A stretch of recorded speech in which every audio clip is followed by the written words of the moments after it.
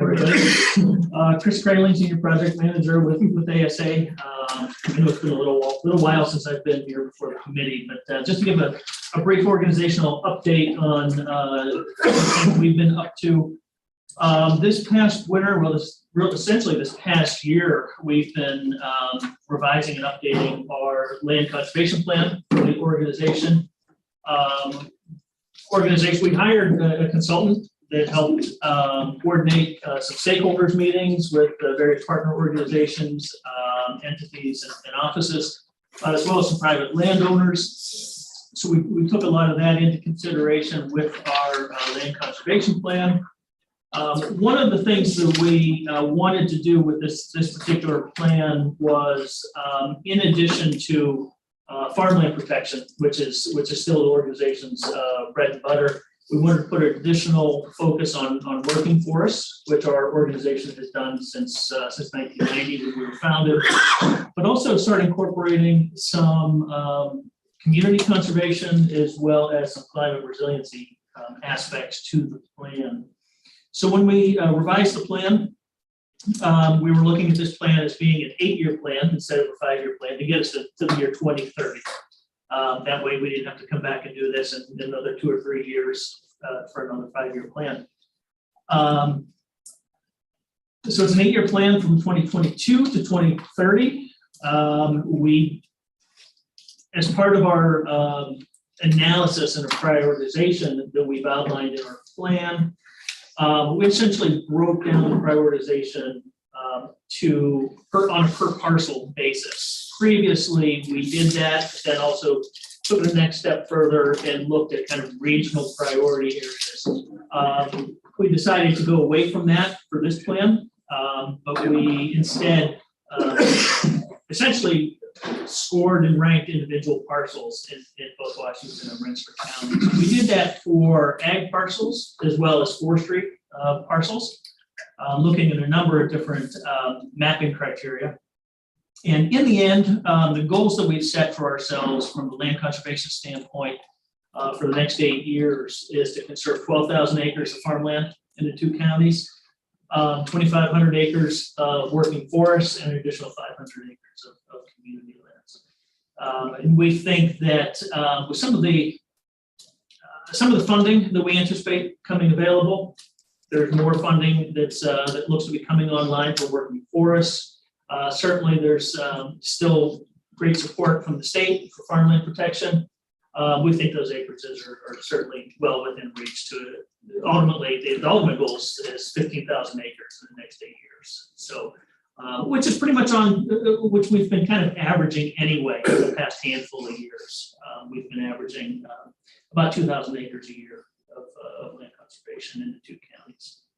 So the plan was adopted by our board this winter. So we are currently in the phases of drafting our case for support and actually designing the plan.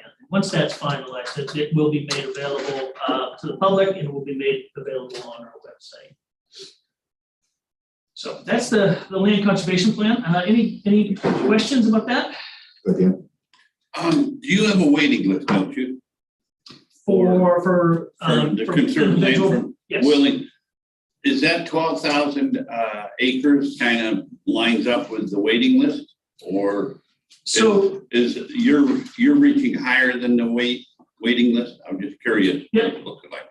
Yep, and to be honest, I haven't calculated how many acres that we've had from a pre-application standpoint. I could run some quick numbers and let you know. That's a good segue into the kind of the next part. But we do the state opens up every 2 years, the state funding, and we accept what we call pre-applications for any interested landowners. To fill out the paperwork, tell us about their farm operation, the property, that sort of thing. And then from that, we sit down with the selection committee and rank those pre-applications to really kind of get our ducks in a row for when the state funding opens up. This year we had 20 pre-applications in Washington County. So it was a strong number, so easily that, if you average 200 acres per property, you're well above that average. Well, I guess where I was really going with this is eventually you're going to have all viable farm ground protected and that's the goal. I mean, it's not ever going to be met, but that's going to be the goal. But do you prioritize by the type of soils, the most productive versus marginal or whatnot, or what's most likely to have development pressure? I was just wondering in the big picture, and then focus on trying to get to that direction. Yeah, great questions. Essentially, we adapt as the state criteria changes. Previously, prior to the last round that opened up 2 years ago, applications were awarded on a competitive basis. So they were looking at the amount of productive soils, how strong the farm operation was, how viable it was, development pressure, proximity to other natural resources and other protected lands. There was a whole criteria that the state looked at. Then they had a rubric where they would score every application, and then the top scoring applications would be awarded. 2 years ago, and we anticipate the same for this particular round, is the state has shifted away from some of those criteria, where as long as an applicant property met the minimum soils percentages, the minimum percentage of land and ag production, and soils, ag production, and then now I'm forgetting the other one. High value soil. It's the percentage soils. Oh, acreage, just acreage, simple acreage. Yep, acreage, just general acreage, percentage of soils, and percentage of the property in ag production.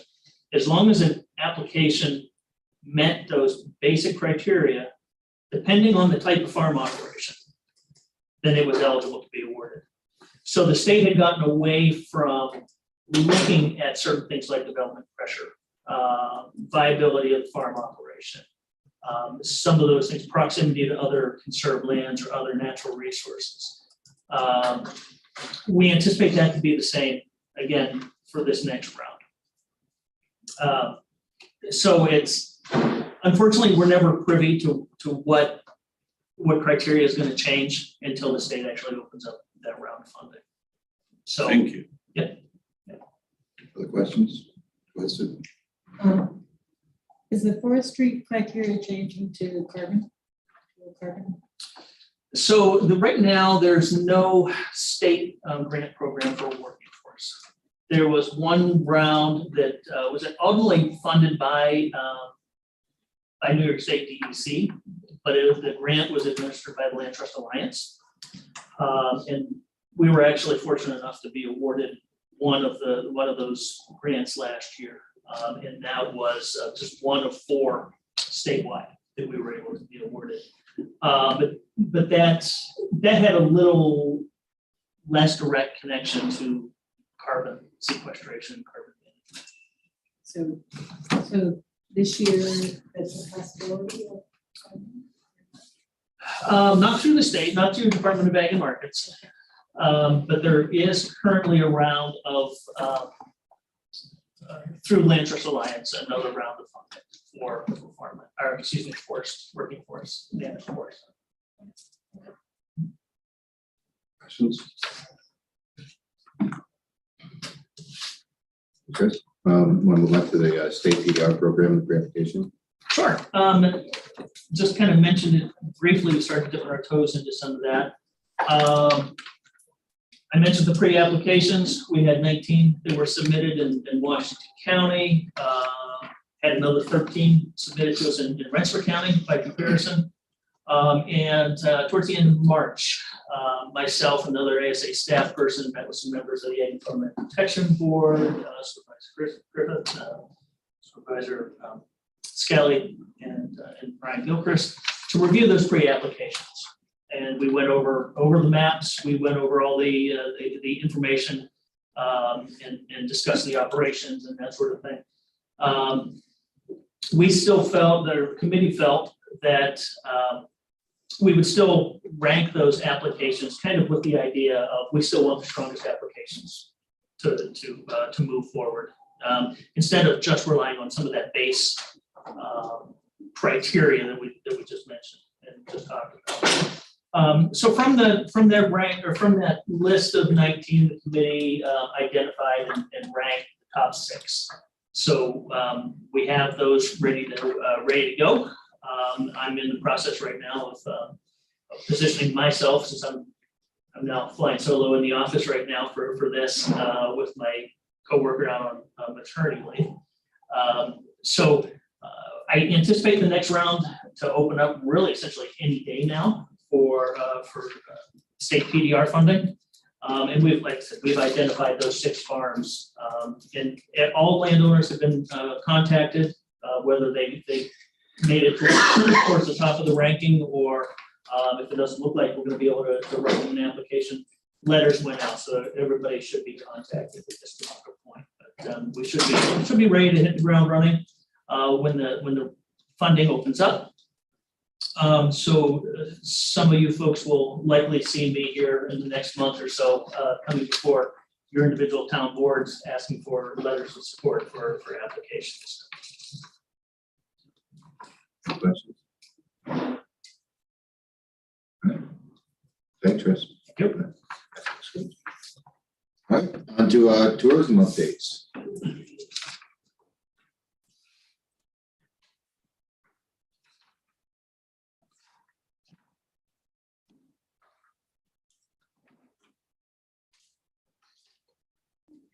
Just a few odds and ends things to get everybody caught up on.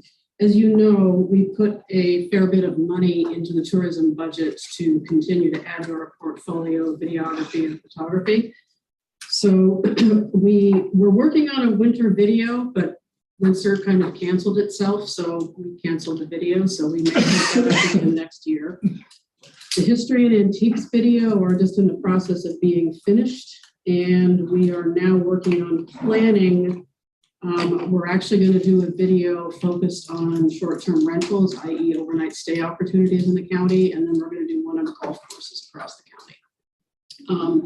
We're trying to conceive the idea right now of, with all the different trails that we have, fitting together something along the lines of a sportsman's trail, which would combine hunting, fishing, some of the other outdoor activities that could be promoted as a group.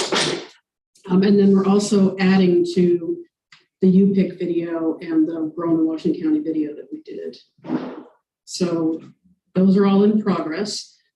On the history video, we have made contact and are starting to work with the committee that's working on the 250th anniversary. So what resources we will put to that are going to be dependent on sitting down with Paul and Matt and sort of getting a handle on what some of the thinking is. The other thing I want to make sure that everybody is aware of, I've mentioned this before, there's a significant solar eclipse that is happening on April of 2024.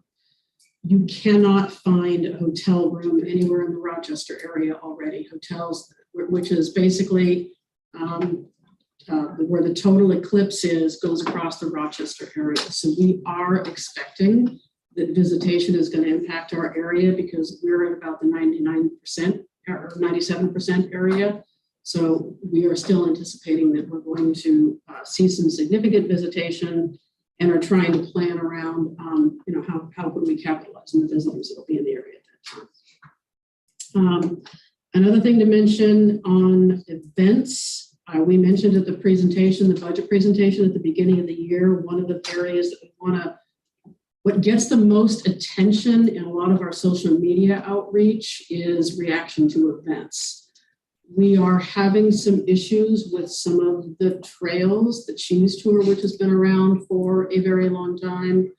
The Artisans Trail are faltering right now. So we are looking at perhaps contracting with an events planner to kind of help us to work with the existing groups across the county and figure out how we can not take things over for them, support them in their efforts so that whatever is causing them to falter in terms of planning and resource, maybe we can help with. So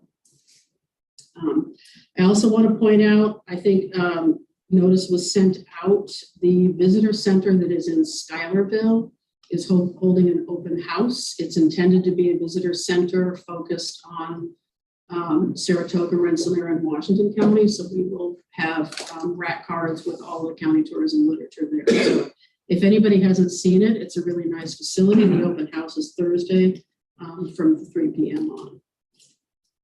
And then finally on tourism, very good news. I think I've mentioned before, the Capital Saratoga region applied for a federal EDA/New York tourism grant, which is essentially, there were specific rules on things that you had to concentrate on. We were just notified that we were awarded $750,000, which is pretty significant funding. Focus of it will be on the outdoor experience, the international traveler, business travelers. We will do things like put signage up at the airport that's intended to focus on highlights of the various counties in the Capital Saratoga region. And then Innovation Capital will focus on meetings and conventions that are targeted at the green economy. So that one won't affect Washington County so much, but some of the other categories, I would definitely see some of the funding that's going to get put towards that will ultimately impact our tourism economy in Washington County. So, that was a very gratifying and a nice turn of change to be able to work with. So it's really all I have on tourism. Any questions? Who got the money again? Capital Saratoga region. Any questions?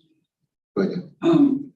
One time I think you mentioned or discussed that we have a presence at the visitor center on the Northway, between 17 and 18. Sort of. Sort of. Well, you do have brochures in there. So here's the issue. Our official regional visitor center is south of Albany. It's the one that's on the Thruway. Mhm. The one that's at exit 18 is the North Country Visitor Center. So we were told that we have brochures up there, but they can't go on the official rat cards because they're officially for North Country, but they have them in boxes if people should ask. See, isn't that strange? Because we do enter into the park. You would think that that would qualify. That was an I Love New York, Taste New York decision as to how they allocated who belonged to which visitor center. And I think the theory is that is going north to south in this case. So our visitor center is approaching the region, which consists of 6 counties at the southern point of the region, and the visitor center on the Northway here is approaching the Adirondacks. Aren't we working with the distribution of those with the same company as last year for the brochure rack? So we contract with Lake George Steamboat Company, who does rat card fulfillment. So there are certain locations at different visitor centers across the state where they do put our literature. And this year we added some areas on the eastern Vermont side. So we'll be distributing literature out there as well.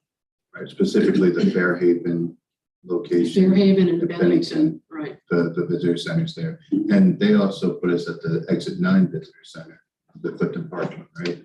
I believe so. I believe so, yes. So that's coming, north, exit 9 on 87. So that's a good visitor center location to come into, our part of the county. I was also asked by Rensselaer County. Rensselaer County just built a new visitor center that is getting ready to open. So we supplied them with some of our tourism literature as well. They'll be carrying it there. What made me think of this was the visitor center in Schuylerville. We'll have stuff in there, right? As far as, Yes. so. We have product up at exit 18 visitor center, right? A lot of our, Well, so what's up at exit 18 is really just a visitor's guide. But as you know, we've got all those trails cards. The full complement of everything that we have will be kept in Schuylerville, but what's up at exit 18 is the more generic visitor's guide. They just don't have room for all of it. And in fact, even at the Capital Region visitor center, which is down south of Albany. They won't allow us to put in individual county literature officially. We have a regional guide that's You mentioned it. that basically gets stocked at that visitor center. But Do we have access or availability to the Albany Center in North on by exit 18? I know there's a kiosk in there, and I don't know if we're able to access that or not. I mean, I don't have the list with me, so I'm not sure where all Lake George, we have a contract with them where they normally stock brochures and there's a whole list of locations. I can check. I'm not sure if that one's on it. Which one is it? It's the one, it's the new Welcome Center heading north on 87 before you get to exit 18. yeah, that's what we're talking about. Oh, that's the one we were just talking There's a about. kiosk in there, Right, a video type kiosk. right. So I thought I saw their advertisements on there, but I went over for veterans dedication of it. There are, but again, that's the official North Country Welcome Center. So, but again, they have some of our literature, but it's in boxes under the table in case people ask, or if they think it's appropriate to give it out. They just don't keep it on the actual rack. Okay, any other questions on tourism? Oh, go ahead. I have a related item that we can do on the, we can do it now, it's up to you. Good. So as many of you know, we have an occupancy tax reserve that was established by the board. And at the risk of Laura throwing a tomato at me, I have to ask a question. So the reserve was established, but the framework of how it's funded was not. So I kind of like some input from the board on what constitutes the amount that should go into that fund. It's been done 2 different ways, and there might be 15 others. So we have occupancy tax money that comes in, and when it was $12,000 a year, it didn't really concern me necessarily. The amount wasn't going to creep up on any drastic number. With the net revenues last year being 122,000, not appropriating out of that money means that fund could in 5 years be over $500,000. That's now, that won't break Laura's heart. I understand that. But it's a significant amount of money to set aside for a program that we're partially funding out of fund balance. So I kind of wanted to get the flavor of the board. Do you want to continue funding 80,000 or whatever the number is out of general fund balance when you have 122 or more dollars of occupancy tax money? Is there some formula that you want to discuss on what money goes into the fund, or do you want to just continue letting each year's additional occupancy tax money go in there and let it grow to whatever it grows to? Go ahead, Brian.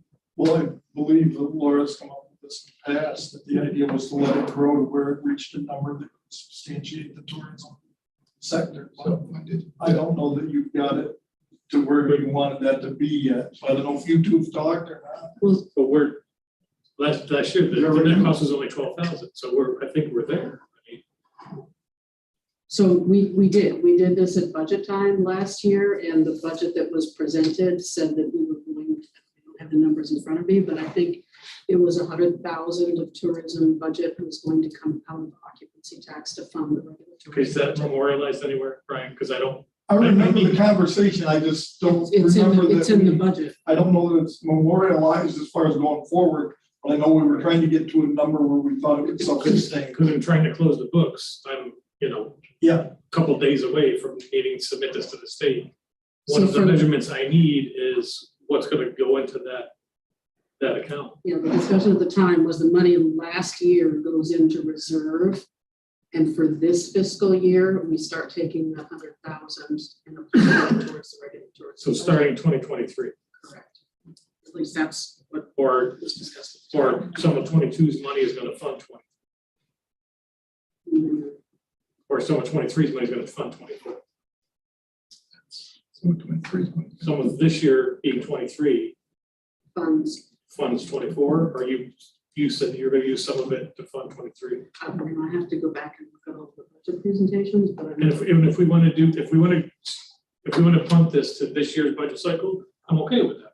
I just kind of want to memorialize, so long after I'm gone, there's a mechanism that says this is what goes in this fund. Yeah, there's where it came from, and here's where it goes. Right, this is how that's measured regardless of who's in the seat. We wait 1 more month and so you all. You can wait as long as you want. I just Well, I know, wanted to but throw that that out way- there. You'll get the hard numbers and you'll get what was. I had the hard numbers. I just, the philosophy, for lack of a better term, is not clear to me on what should go into that fund.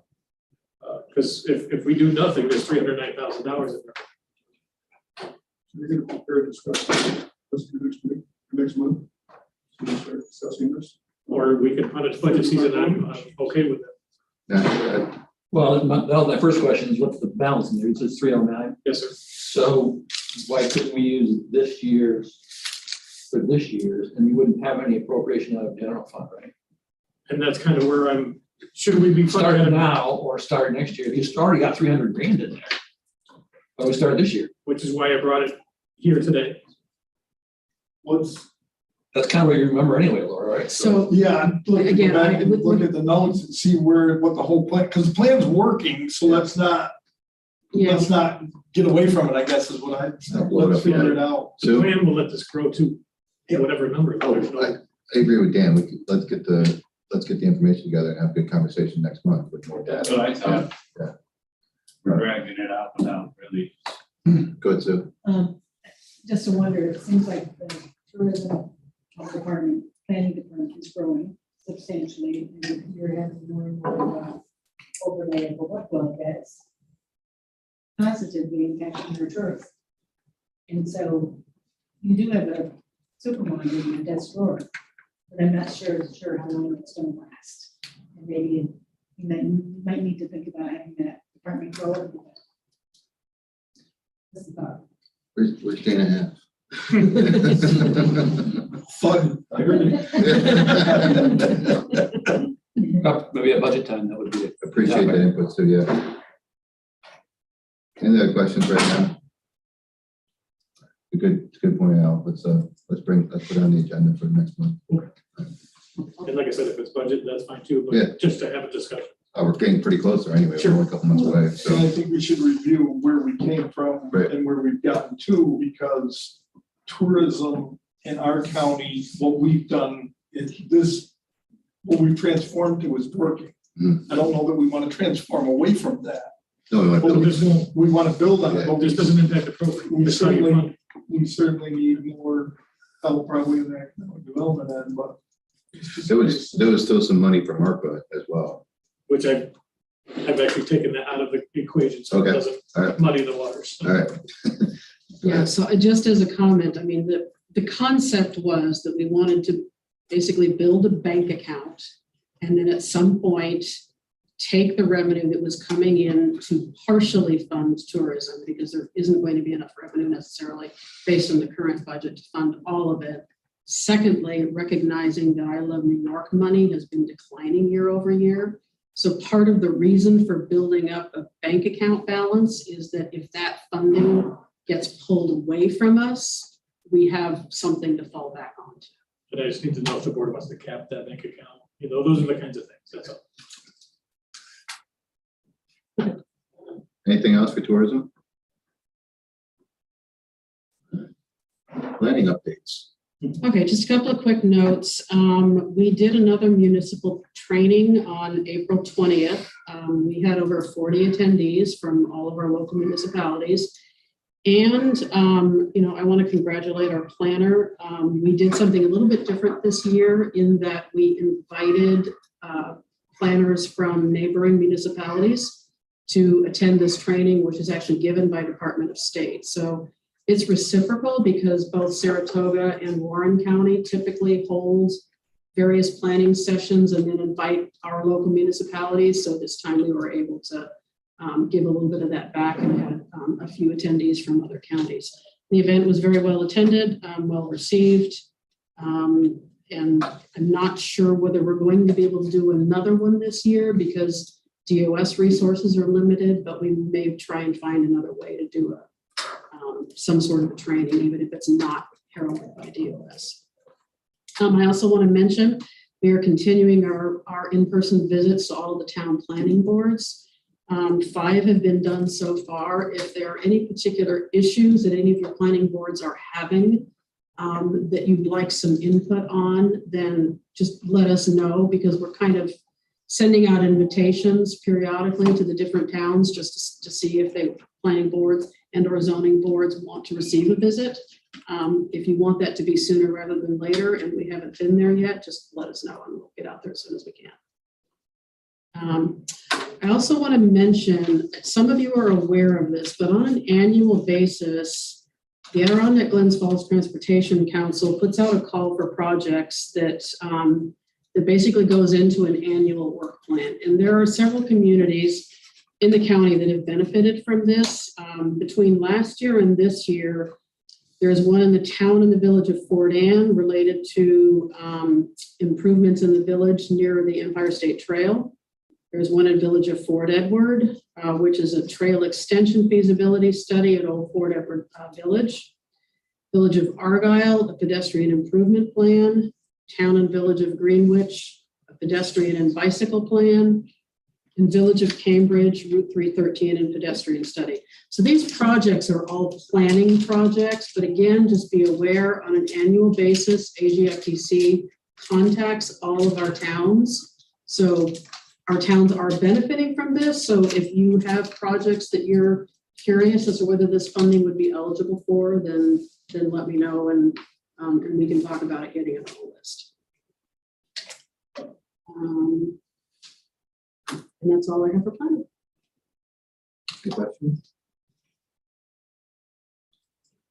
Okay, so I'm going to move on to another topic that was not on the agenda, which is broadband and cell coverage. I didn't have it on the agenda just because we've talked about it so much lately. I thought we might all be getting tired of broadband, but the RFP to get fiber connections to approximately 900 addresses is out.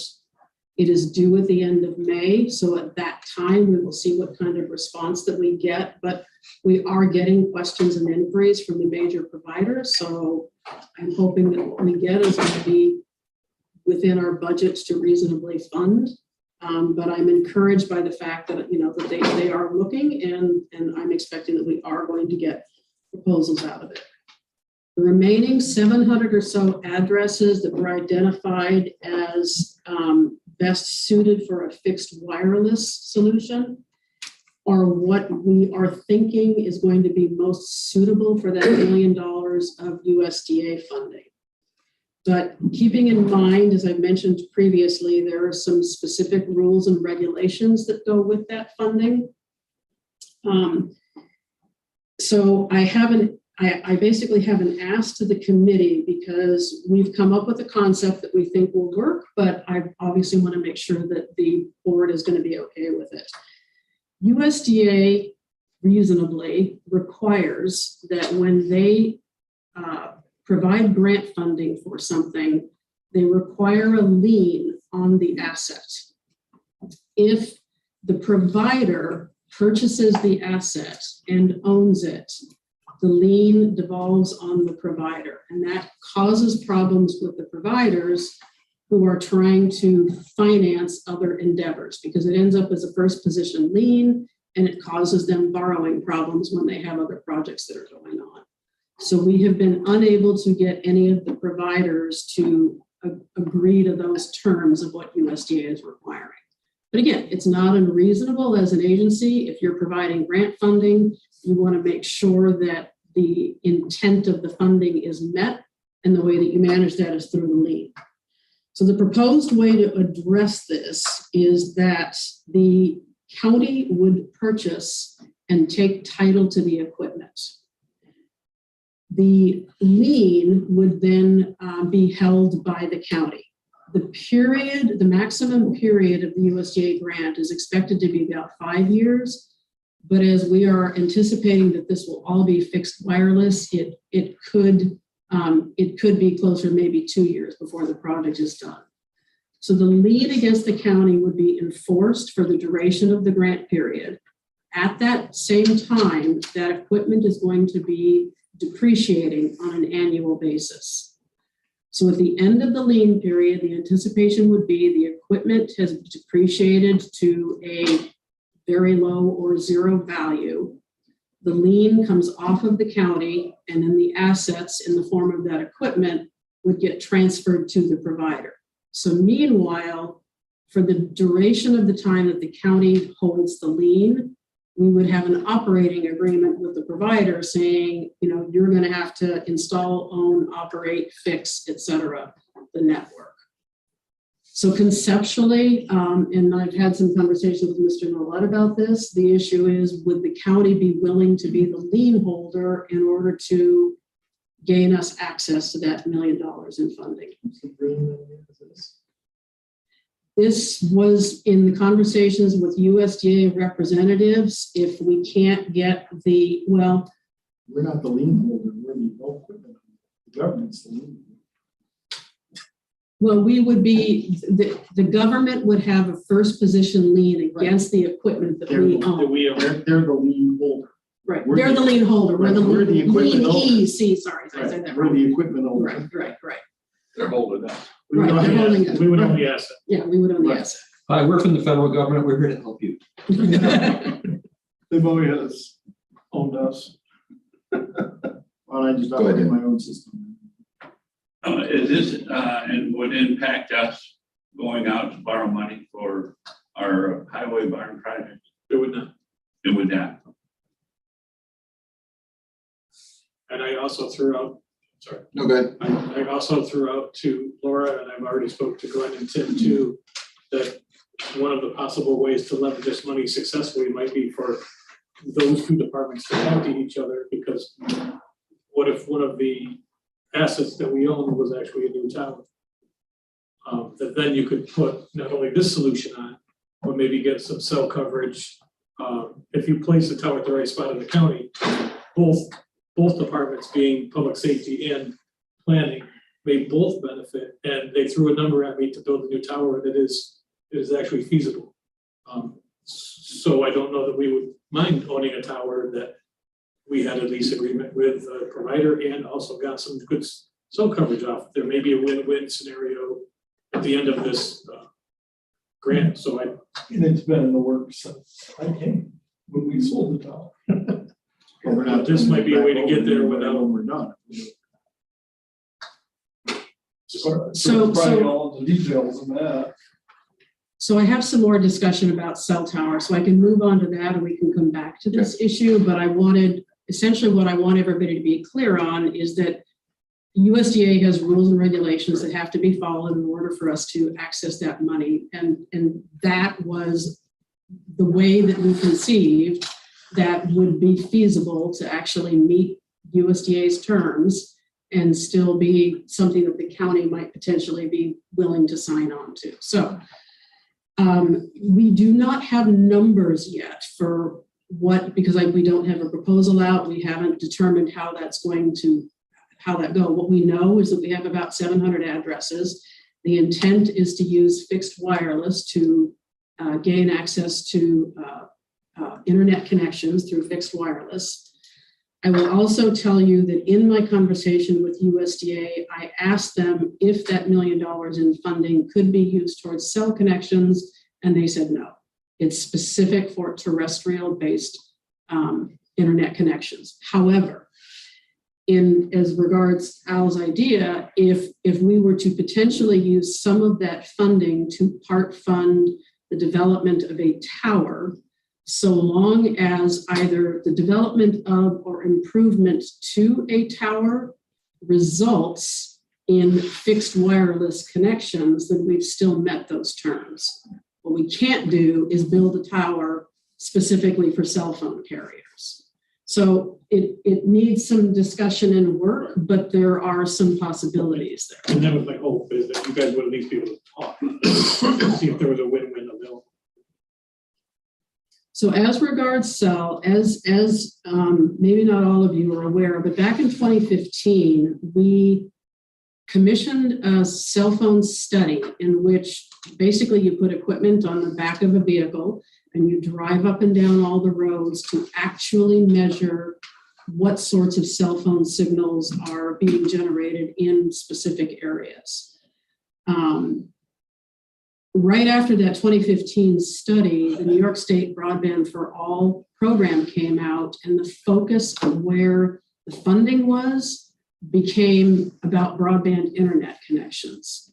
So there has been in recent years very little funding for expanding cell phone coverage. I mean, it's not non-existent, but the majority of the funding has really been driven towards internet connections.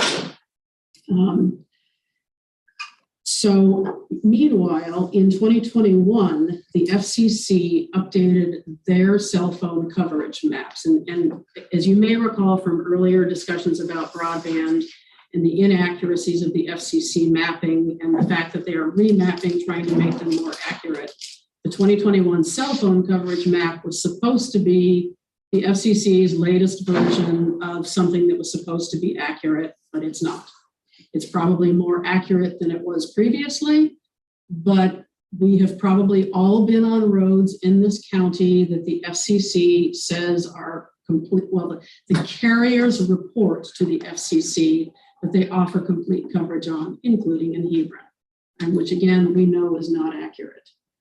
So the reason that I asked Beth to be here is that Beth had previously conceived the brilliant idea of using the regional planning board to look for funding for a study that would measure and look at cell coverage inadequacies across the entire region. So I thought that Beth might like to tell us a little bit about that application, which is actually in the process of being worked on. You want them on the table? Yeah, sit next to Brian. Keep them honest. Oh, the Dane. You got the Dana half chair. You will not fall asleep. I don't get the.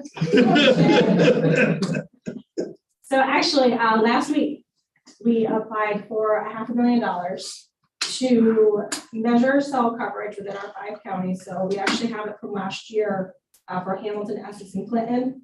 So it would be updating the Washington County data and then doing it in Warren County. And then the main part of the project is to utilize the coverage data to reverse engineer where macro towers would be most efficient. And in those areas where we know because of terrain in the Adirondacks and all around the region that a macro tower can't get everywhere, there's technology called small cell cellular technology. That's basically a cell boosting box you put on a light pole. They work for about 1/4 to 1/2 mile down the road and utilize those to get continuous coverage across major travel corridors. So it's not something that's been done on a major travel corridor. It's usually used in urban areas to help boost existing cell coverage. But we did actually apply for, on behalf of Hamilton County, $1.5 million to test this out on Route 8 and Route 28, which has been listed on Congresswoman Stefanik's funding list to go to committee for consideration of the congressionally directed spending. So should we get that funding, we'll kind of work on the implementation on those 2 roads, while also doing the planning and the engineering for our 5 counties to see where it would be best suited to engineer for and how we can make that happen. There's a lot that goes into small cell tech. You need a fiber backbone, you need an energy source. So there's just a lot of planning and engineering that needs to go behind it. And so that's what this grant would hopefully help pay for, should it be awarded. Go ahead. Swig Network just reached out last week and said that they're willing to hook to any towers for any cell service. So it's nice to know that some of our local, providers are willing to do that. I will also mention that Hudson Valley Wireless owns a tower on Patterson Hill Road that if any one of the major carriers had equipment on it, we would have coverage in that area. So one of the things that needs to be evaluated that we can talk about is that there are existing cell towers. We have more than 30 cell towers across the county. One of the things that I think should be looked at is what equipment is on what cell towers. Because for example, for a Verizon or an AT&T to put equipment on a Hudson Valley Wireless owned tower, there's generally a lease agreement in place and those have costs. So I think, we need to look at, is it a cost issue that's causing carriers to not lease space on existing towers. Is it policy? You know, I'm not sure, but that's something that I think that we could be looking Well, at. here's one that I don't understand is how they even get to 5G. Can that be copper? Does that have to be fiber? Because originally the tower that we owned, and now we just own the property that's on Union County. That was only served with copper. And so AT&T was the only one willing to come there. And then as Slick started signing up people, T-Mobile and Sprint also are on that tower, or I know I signed off for them to be on the tower. With that being said, Verizon would never come because they had to have fiber optics. I still have not got a clear answer whether there's any fiber optics hooked to that tower, but it is now 5G, which you think that's good, but it's great if you're facing the tower, but in other places, for some reason, and I don't know how the technology works, like when I drive into the hamlet, my phone basically shuts off. It just says SOS. You can't get anything. Used to be you might get a bar, maybe you couldn't get a call, but you at least get a bar and wouldn't lose it. So in order to establish a connection with the phone, you actually have to either shut the phone off and back on, or I soon learned that, you know what, you can just put it in airplane mode and turn it back on, and does the same thing. And so that will work, but the fiber optics are there and available if that's what we need to get other cell service providers. But I don't know if that's going to make a difference. Hopefully it does. I mean, one way or the other, we have an inventory going back to 2015, and I think the cellular availability landscape has changed a lot since then. So if this funding is awarded, that helps us to do that. Alternatively, as I recall, we spent about $12,000 on that study in 2015. I'm sure prices would have gone up by then, but we could consider a separate effort as well. Fiber optics will have a lot more capacity than copper. Correct. And that's why Verizon refused to come to begin with, but then when you see they moved off the Salem Tower and AT&T's there now, maybe Verizon has stepped back completely, that I don't know. But then, as you talked about being on like $1,000 wireless, it always enters in that they have to pay a lease price or something that it always enters in. Money is what runs it all. And, all this would be good and everything, but the existing towers need to be kept up. You used to be able to make calls around the Salem area, Sue can attest it. And in the last 3-4 months, it's gone right away. I mean, like Brian says, I sit there about 2-3 times a day and put the airplane mode, come back so I can try to get it to pick a signal back. Never used to have that problem. The equipment, I think, is aging out and they're not upgrading it. They're not upgrading the capacity for the number of people that have cell phones. And I'm not sure. You drive up into Granville now with the newer tower, it's like, holy cow, it used to have send smoke signals up when you were up in Granville, Yeah. It's, And I think some of it is like the LTE or the 5G, the difference. And they're talking about 6G. Right, and so I think every time they switch or you switch your phone, some of the older phones work better with the new service. It doesn't work on an old phone. And then like you said with the Granville update, if I come from one direction into my yard, if I come the Hartford way, I stay connected. If I come from the Salem way and turn into my driveway, it can't get to the next tower quick enough and it disconnects me. It doesn't make I sense. think if you ask most of the people in the Salem area, they really don't care if it's 4D or 5D. They like. Yes, they just like the connection, yeah. And in the Adirondacks, it's different because the hamlet is lit up and nothing between the hamlet. So it works nice when Dave O'Brien calls you, you talk to him for a minute and then you have a half an hour, he can call you back, That's pretty good. That's pretty good, but so there's pros and cons in all of it. And there are companies and consultants who work in this realm and know, and that's why we applied for a grant, because this Yeah. is not what I know, but there are people who know how to piece this all together for us. And so I think that that's a really good place for us to start. Yeah, I mean, in short, I mean, I think I just want to say, the fact that there is a cell coverage problem in the county is something that we have been aware of for a long time, but the available funding that we worked so hard to get was solely directed at broadband and terrestrial-based connections. So my hope would be that, broadband is going to be a national issue for some time to come. But my hope would be that at some point there is state and federal funding out there that once we identify the extent of the problem and potential solutions, that there might be money out there to actually, fix the problem. Well, and I think in the park, and you probably know more about this, the first net, what's the name of the one with AT&T that there is federal funding paying to do all that right at the moment? It hasn't got going at full scale yet, but, and I'm not sure either, like, over and over for the last 10 years, because that's how long it's taken. But, and that was the idea, was so that you didn't have it by hamlet, you had it all along the highway so people could use it everywhere. Good too. I know our public safety plan, and Tim has been working hard at it.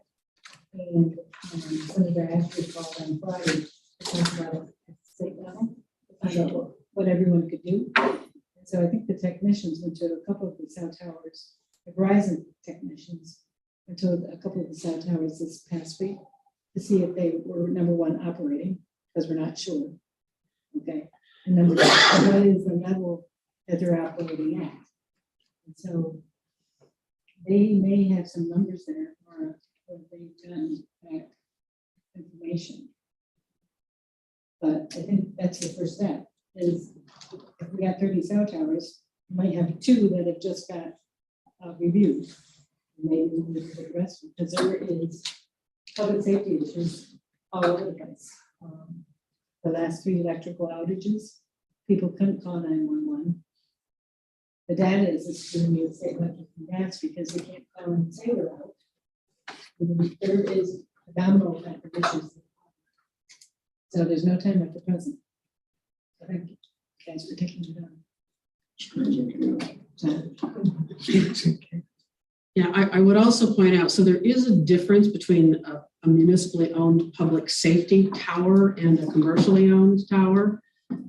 So again, in terms of what we might be able to do with the USDA funding that might enhance, improve, and or partnership build the tower, that is a potential use so long as it results in fixed or terrestrial-based internet connections. But that doesn't mean that we couldn't be taking care of 2 birds simultaneously, and the fact that we're improving or building a cell tower also gets us additional cell service. And perhaps at the end of the day, there will ultimately be more money that can be applied for to get some of those tower improvements. Any questions? When we really discuss this, we're gonna have to do it with a joint meeting, or at least include public safety people in this meeting or vice versa, in order to make that happen. I know when we had our emergency management preparedness meeting or workshop in Hebron, it was brought to our attention the different problems they've got with the tower that's on McKnight Hill with keeping a power source to it. And now I guess the generator has got delivered, even if it's not hooked up yet, so that when the power goes out, you can still have at least cell service. Because that's even been an issue in the past. But at that time, Tim brought up that, he wished they'd never left that site because originally you had a lot different decibel level or something on the radios. And so they were using that when they could go everywhere. And then when they changed the rules and you had to lower it, they had to have towers everywhere. So they have just limited system there, but the county owns the property the tower is on. So we're allowed to keep some system on it, but the tower company rents out all the space to everybody else. And I know Tim has mentioned that they would like to buy another acre or 2 right there next to it, put up another tower that they could have for their own. And that's probably what they're going to us where they're going. So to go back to my original question to the committee, I think what I need at this point is just general consensus that in terms of proceeding with discussion, that I'm not meaning executing a final agreement, but conceptually continuing discussions, understanding that if we were to use the USDA funding to own the equipment, that USDA would then lien and then we would ultimately transfer to the owner operator of the internet ISP, to the fixed wireless provider. Theoretically, it's a great idea, but the devil's in the details, and Roger will figure out what the devils are. Which is fine. I just want to make sure that we're not adamantly against it before I start having more No, conversations. go ahead. Anybody in the committee against? I see a bunch of head shaking. Go ahead, so. Okay. It is the devil in the details, like Roger said earlier. Okay, then that's all I have. That's it for planning. Any other business coming before this committee? We're adjourned.